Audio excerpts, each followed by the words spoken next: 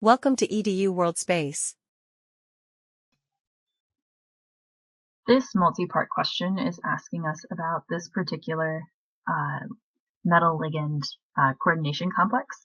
Part A asks us to determine the oxidation state of the nickel. And in order to do that, we are going to write out this complex in a different way so that it's a little bit easier for us to interpret.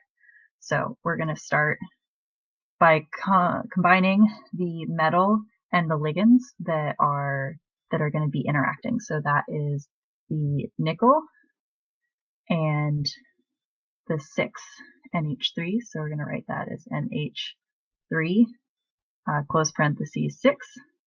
That's going to go in brackets, and then we're going to put the Br2 on the outside.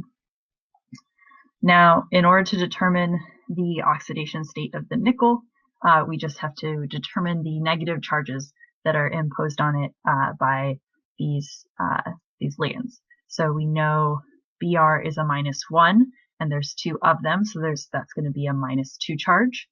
The NH3s are neutral, so they impose no charge. So we just have a -2. Therefore, nickel is going to be +2. And we know that because this whole molecule is neutral. There's no charge indicated here.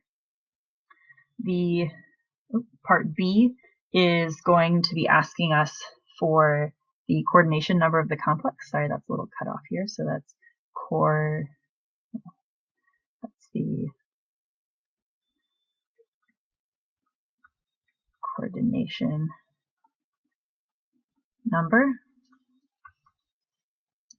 And that is going to be the number of interactions that this NH3 has with this nickel, and it is going to be 6 because there are 6 of them, and so you're going to have 6 things attached to this nickel, and then these negatively charged bromines are going to be attracted to this overall positive coordination complex.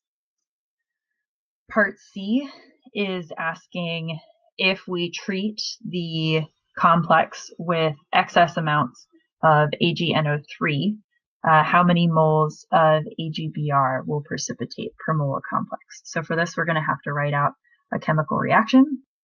So we're going to start with the nickel NH3 6Br2 complex plus AgNO3, and that's going to yield, we're just going to put this on the lower line,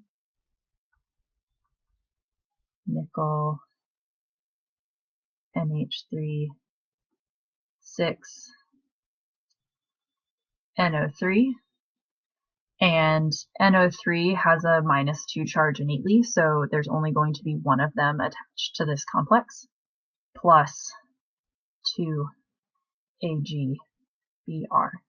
And we know that there's going to be 2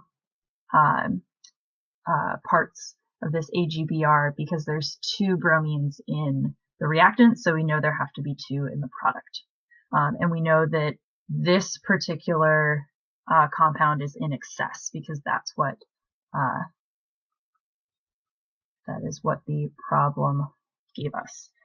So we don't necessarily need to make this equal 2 because we know there's going to be more than 2.